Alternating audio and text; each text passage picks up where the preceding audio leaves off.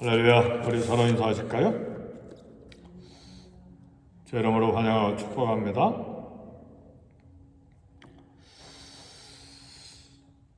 오늘 이사야 24장의 말씀, 최후의 심판날에 구원받은 자들이 온 세계에서 나와서 여호와 하나님을 찬양할 것을 예언하는 말씀입니다.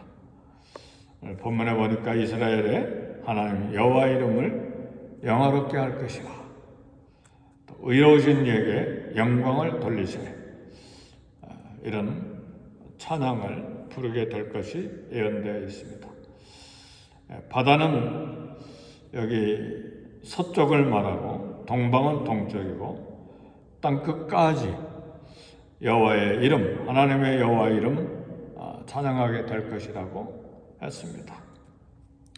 요한계시록 7장 9절에서 10절에도 보면 각 나라와 족속과 백성과 방언에서 아무나도 능히 셀 수 없는 큰 무리가 나와서 흰옷을 입고 손에 정련나무를 들고 보좌과 어린 양 앞에 서서 큰 소리로 외쳐 이르되 구원하심이 보좌에 앉으신 우리 하나님과 어린 양에게 있도다, 그렇게 찬양하는 그런 모습이 계시록에 나와 있습니다. 왜 하나님을 찬양해야 되는가? 왜 온 마음으로 온 세상이 바다 서쪽에부터 동쪽까지 땅끝까지 모든 사람들이 이렇게 나와서 하나님을 찬양해야 되는가? 위기에 빠졌을 때 누군가 나를 구해줬다면 감사하는 것은 너무나 당연한 일입니다. 하물며 하나님의 은혜로 영원한 멸망과 저주, 심판을 받아 지옥에 들어가야 될 그런 하나님의 공의로우신 심판으로부터 구원받은 자들이 하나님의 이름, 하나님의 의로우심을 찬송하는 것은 당연한 일이고 마땅한 일입니다.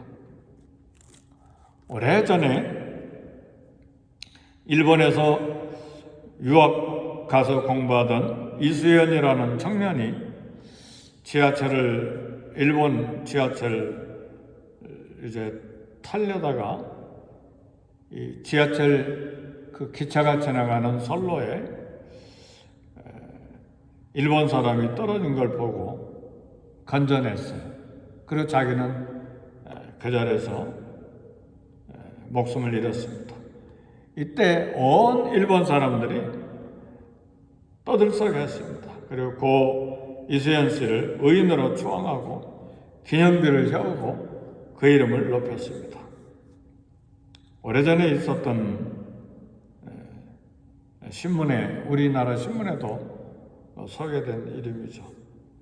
다른 사람의 육체의 생명을 구한 사람의 이름도 이렇게 높이는 것이 당연하다면 영원한 멸망과 심판에서 영원한 생명으로 구원하신 하나님의 이름을 찬양하는 것은 마땅한 일입니다. 독생자 예수 그리스도는 우리 죄 대신 희생하시고 죽으시고 우리를 구원하셨습니다. 이런 하나님의 의로우신 예수 그리스도의 이 이름 영화롭게 하고 그리스도의 영광을 위해서 사는 것은 마땅한 일입니다. 그래서 고린도전서 10장 31절에 너희는 먹든지 마시든지 무엇을 하든지 다 하나님의 영광을 위해서 하라. 왜 그렇게 해야 되는가? 물론 창조주 하나님이시기 때문이기도 하지만 우리에게 직접적인 이유는 우리를 멸망해서 구원해 주셨기 때문에, 구원해 주기 때문에. 그래서 하나님의 영광을 위해서 무엇을 하든지 영광을 위해서 하라. 그렇게 사도 바울은 고린도 교회에 이야기한 것입니다. 네. 이처럼 온 세상이 땅끝까지 다 하나님의 구원받은 남은 백성들이 나와서 하나님을 찬양하는 그때에 어떤 일이 일어나는가? 오늘 21절 말씀 보니까 그날에, 이 마지막 날에, 심판의 날에, 우리 주님 재림하시는 날에 여호와께서 높은 데에서 높은 군대를 벌하시며 땅에서 땅의 왕들을 벌하시리니 그랬어요. 높은 데서 높은 군대를 벌하신다는 말은 하늘의 군대를 말하는데 왜 벌하시는가? 여기 하늘의 군대는 타락한 천사들을 말해요. 악한 영들을 심판하시겠다는 말이에요. 땅들의 모든 왕들, 권세자들도 하나님이 벌하시겠다고 했습니다. 최후의 심판날 모든 사단의 세력과 악한 타락한 권세자들이 다 심판하신다는 말이에요. 왜 이 하늘의 군대를 심판하시는가? 일부 천사들이 본래 지위를 지키지 아니하고 자기 처소를 떠나서 악령, 귀신, 사단이 마귀가 되었기 때문에 하나님이 심판하시는 것입니다. 이 천사들을 하나님이 만드신 것은 겸손하게 하나님을 수종들도록 그렇게 지어주셨는데 감히 교만하게 하나님을 도전했던 이 악한 천사들이 쫓겨난 거예요. 이것이 사단이요, 마귀요, 귀신들입니다. 이처럼 자기 지위와 처소를 떠난 자가 또 이 땅에 있었는데 누굽니까? 아담과 하와죠. 아담과 하와도 교만하게 하나님께 불순종하고 선악을 알게 하는 나무의 열매를 먹으면 하나님처럼 눈이 밝아질 것을 생각하고 교만하다가 쫓겨났죠. 오늘 우리도 하나님께서 주신 이 직분 삶의 자리 겸손한 마음으로 감사함으로 지켜야 됩니다. 네, 하나님의 영광이 임할 때, 온 세상을 심판하실 때, 오늘 말씀 보니까 23절 그때 달이 수치를 당하고 해가 부끄러워하리니 무슨 말씀입니까? 그때는 달과 해의 빛이 필요가 없어요. 왜냐하면 우리 하나님과 하나님의 영광과 예수님이 밝은 등불이 되시기 때문에 그 찬란한 빛도 부끄러워한다 그 말이에요. 빛이 쓸데가 없다 그 말이죠. 하나님의 영광의 빛이 온 세상에 가득하게 닳기 때문에 그렇습니다. 이처럼 온 세상이 하늘의 악한 천사들도 심판받고 땅의 이 권세자들도 왕들도 심판받고 해와 달이 수치를 당하고 부끄러워하게 되는 하나님의 심판, 하나님의 영광이 가득하고 어린 양의 빛이 온 땅에 가득할 때, 온 우주에 가득할 때 하나님 저와 여러분을 건져주셔서 하나님을 찬양하는 그런 놀라운 자리에 세워주신다는 말씀이에요. 얼마나 놀랍습니까? 우리에게 영광스러운 나라를 허락하신 하나님을 마땅히 찬양하는 놀라운 특권이 저와 여러분에게 주어졌습니다. 영광의 하나님의 나라에 들어가려면 사도 바울은 사도행전 14장 22절에 우리가 하나님의 나라에 들어가려면 많은 환난을 겪어야 할 것이라고 그랬어요. 저절로 공짜로 믿음으로 구원받아 천국에 들어가지만 그러나 그때까지는 우리에게 고난이 있다는 말이에요. 몸이 아픈 고난도 있고 경제적인 어려움을 당하는 고난도 있고 또 이 땅에 속임을 당하기도 하고 사고를 당하기도 하고 전쟁 속에서 참 염려하고 고통하는 그런 이 땅에 살아가는 동안에 온갖 어려움과 환난이 있고 더 나아가서 믿음을 지키려고 하는데 사단이 유혹하고 또 말씀을 지키지 못하도록 하는 수많은 시련들이 있잖아요. 그러니까 천국에 들어가려면 많은 환난을 겪어야 할 것이라 그랬어요. 이 세상을 우리 주님이 이겼으므로 우리도 주의 이름으로 이기게 될 것입니다. 이 세상에 참 받는 이런 고난이 있지만 믿음을 지키는 선한 싸움을 싸우고 믿음을 지키고 달려갈 길을 마치는 오늘 저와 여러분이 되어야 합니다. 이 일을 위해서 우리는 기도하고 하나님의 도우심, 성령님의 도우심을 입어야 합니다.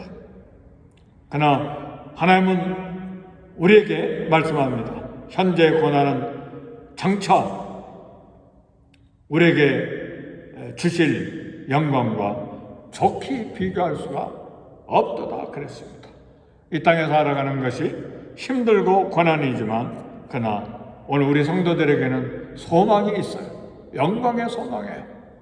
우리가 아무리 이 땅에 잘 살고 아무리 건강하고 아무리 긴 장수를 한다 할지라도 이 땅은 고난이에요.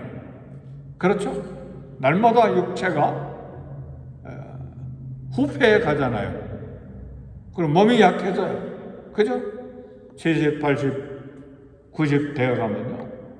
이제는 약을 한 주먹씩 먹어야 생존이 가능해요. 그럼 마지막에는 내가 나를 지탱할 수가 없으니까 다른 사람의 도움을 받아서 겨우 먹고 생존해요. 그러다가 흙으로 돌아가는 거예요. 그렇죠? 우리 인생이 그렇게 돼 있어요. 왜요? 하나님께서 우리를 흙으로 우리가 나왔던 지음을 받았던 흙에서 지음 받았는데 흙으로 되돌아가라고 말씀하셨기 때문에 하나님 말씀대로 우리는 흙으로 되돌아가는 것입니다. 그럼에도 불구하고 오늘 예수 그리스도를 구주로 영접하고 믿는 우리 모두에게는 영광의 날이 옵니다. 예수님 재림하실 때 우리를 놀랍게 변화시켜 주시고 우리 눈에 있는 눈물을 닦아 주시고 우리 썩어져가는 몸이 새로운 몸으로 예수 그리스도의 영광의 몸의 형체와 같이 변화시켜 주시고 마음도 온전한 마음을 그리고 건강한 마음을 새롭게 주셔서 하나님을 온전히 섬기게 하는 그런 은혜를 허락해 주실 것입니다. 베드로전서 4장 13절에 그래서 베드로는 이렇게 이야기합니다. 너희가 그리스도의 고난에 참여하는 것으로 즐거워하라. 이는 그의 영광을 나타나실 때에 너희가 즐거워하고 기뻐하게 하려 함이라. 아멘. 할렐루야. 그래서 이 땅에 살아가는 동안에 사랑하는 성도 여러분, 마음대로 살아서는 안 되죠. 그렇죠? 하나님 말씀대로 살아가려고 애를 쓰는 곳에는 고난이 따라요. 예. 손가락질을 받을 수도 있고 왕따를 당할 수도 있고 손해를 보기 때문에 돈을 잃을 수도 있고 말씀대로 살아가느라 힘겨울 수도 있어요. 그러나 사도 베드로는 말합니다. 너희가 그리스도의 고난에 참여하는 것으로 즐거워하라. 이는 그의 영광을 나타내실 때에 너희로 즐거워하고 기뻐하게 하려 함이라. 사랑하는 성도 여러분, 이 땅에서 영원히 살 것으로 생각하시면 안 됩니다. 잠깐 있다가 가는 세상이에요. 믿습니까? 그래서 우리가 늙어가고 병들어 가는 것을 막 저주로 생각하시면 안 돼요. 우리 주님을 만나는 날이 가깝다는 것을 알아야 돼요. 그렇죠?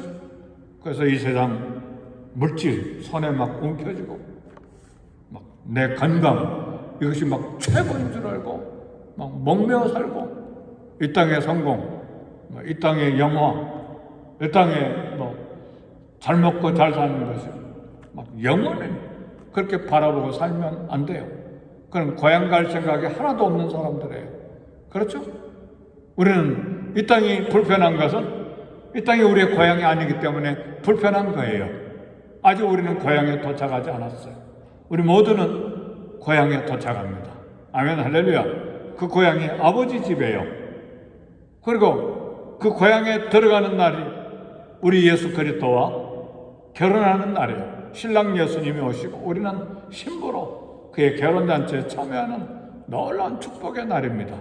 그 날을 바라보고 오늘 이 땅의 고난을, 환난을 견디고 믿음을 지키고 선한 싸움을 싸우고 달려갈 길을 마치는 저와 여러분이 되시기를 주의 이름으로 축복합니다. 우리 다 같이 기도하겠습니다. 기도하실 때에 먼저 교회를 위해서 기도하시고 우리 모든 성도들을 위해 기도하시고 또 질병 가운데 있는 성도들을 위해 기도하시고 또 믿음이 연약한 성도들을 위해 기도하시고 또 우리 가정과 자녀를 위해 기도하고 직장과 일터를 위해서도 기도하시고 신체적인 연약함 때문에 고생하는 성도들을 위해서도 믿음을 지킬 수 있도록 기도하시고 선교사님들을 위해 기도하시고 있기를 바랍니다.